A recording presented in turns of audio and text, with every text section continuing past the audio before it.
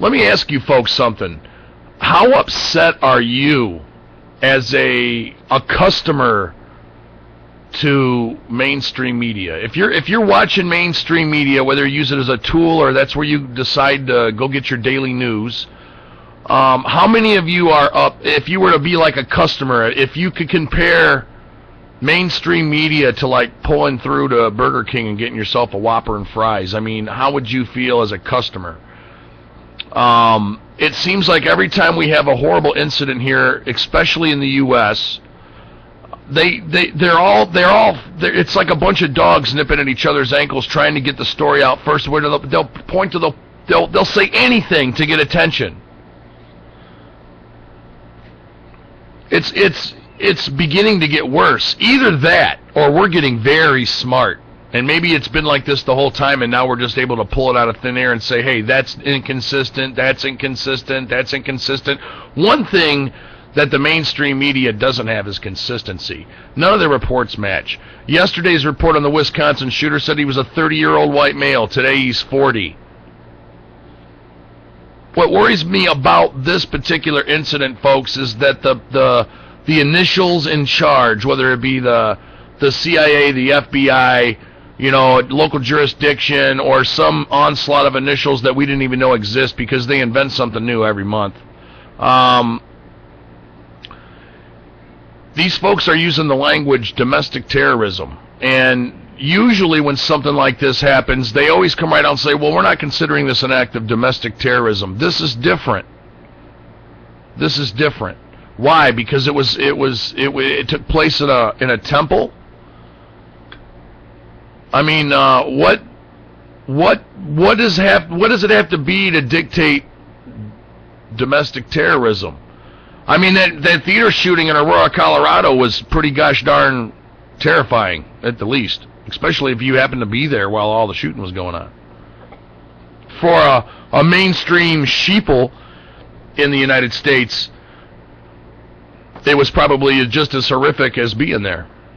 Wow, this could happen? Yeah, this could happen. This is what we talk about here at UPRN, the things that could happen. What if this type of stuff starts happening 2 and 3 times a week across the United States? How long do you think, how many attacks do you think need to happen before they literally come door to door for guns? When there's enough of a cry from people in charge to say, okay, that's enough, we're pulling the guns. They're trying everything they can, folks.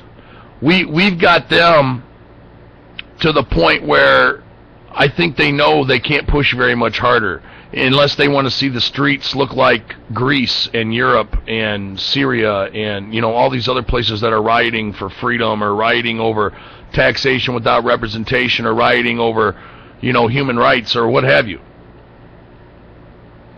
Most people don't take the time to look over things. They're so busy with your day. I'm a busy guy, guys. I work a 6-day-a-week job, 8 hours a day, and still find time to at least come out here and broadcast once a week. And folks, trust me, I would love to do 2 nights a week. I used to do 2 nights a week on this network, and I just can't find the time. I can't be the good father I want to be. I can't be the good husband I want to be. I can't be the good worker that my employers pay me to be if I'm never going to bed. Folks, I don't sleep now. I don't sleep now. And I'll be truthful with you. It isn't just the research I do to do this particular event here at night on Monday night. It's everything I research. I don't just research stuff about drones. I research everything. Whatever hits me in the head that day, I dig into. Could be religion, could be alien artifacts. It could be top secret documents. It could be a patent I'm looking for. It could be anything. It's not just show research. Research is what brought me to the show. I thought I've learned so much in the years I've been finding this stuff out that I had to share it with somebody besides a face-to-face encounter. And folks, I talk about this stuff so often, there's people that don't even want to come to me because I'm so pessimistic. And I don't mean to be pessimistic. I'm just telling you what I see. If you listen to mainstream media, and that's it, you would understand what I'm talking about. When's the last time you heard a good story? I mean, it's always doom and destruction, and people call me a war and a hate monger and how I want to destroy everything. Folks, I would love to report next Monday that there's no need for a revolution.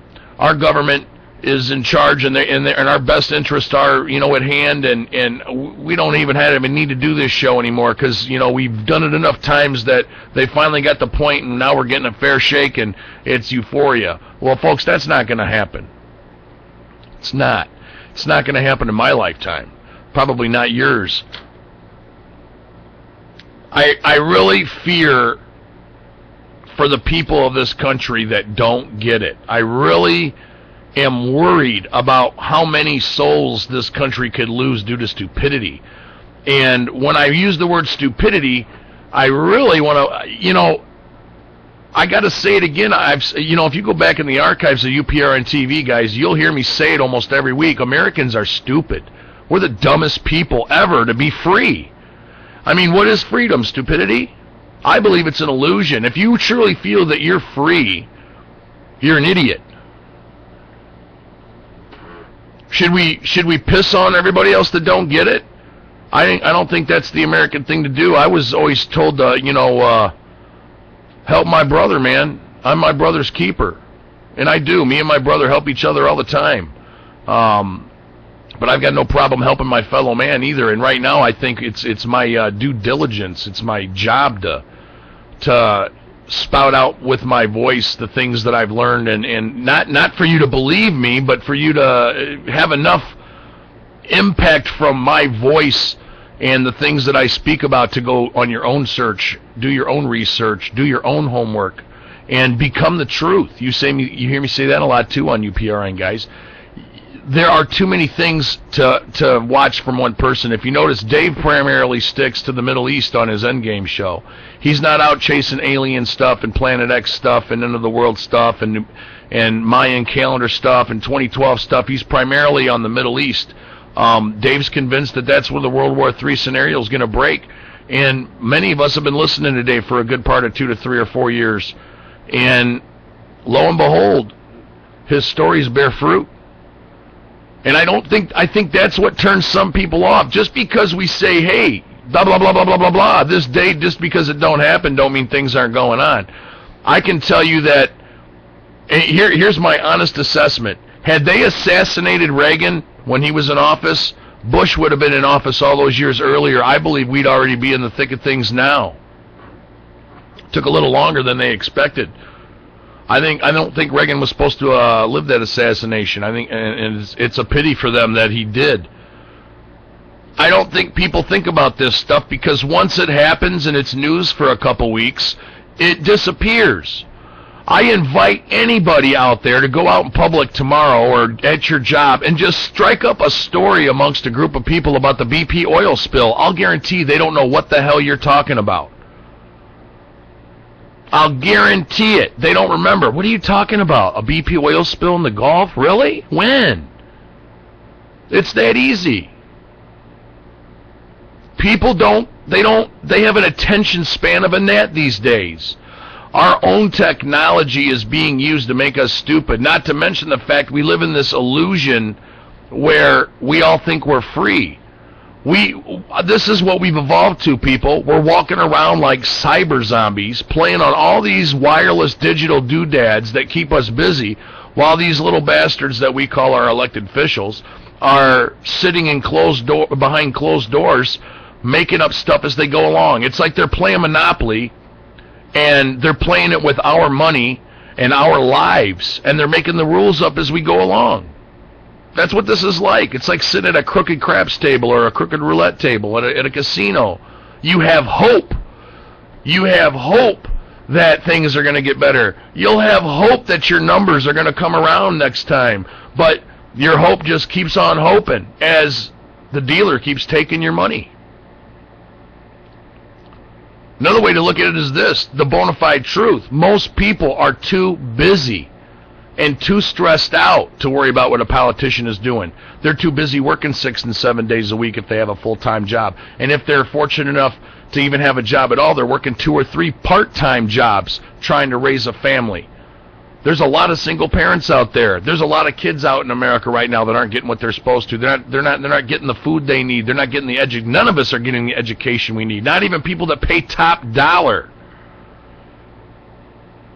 And a lot of people that are smart or think outside the box are thinking, why should I go to college? Folks, do you know how many people I know that have a college degree that have been out of college for 2 or 3 years and now are being threatened by corporate, these banks that they want their college money back? They can't find a job in their field. That doesn't sound too all uncommon anymore in America, does it? A good friend of mine over the weekend asked me if I could go back in time to any time period and live and start over. I say I would choose the 50s, where morality and ethics were part of the American manifesto, I mean, you helped your neighbor, you loved your neighbor, people liked each other. And yeah, we had racism. I think we're always going to have racism, but primarily people helped each other. I think everything that we're connected to right now, and screw the world, I'm talking just right here in America, folks, I think we're being sold a rotten apple. I really do. I think that we've gone so far down the tubes that most people don't even have the mental capacity to put the pieces together, nor do they want to deal with the results once they've got the puzzle finished.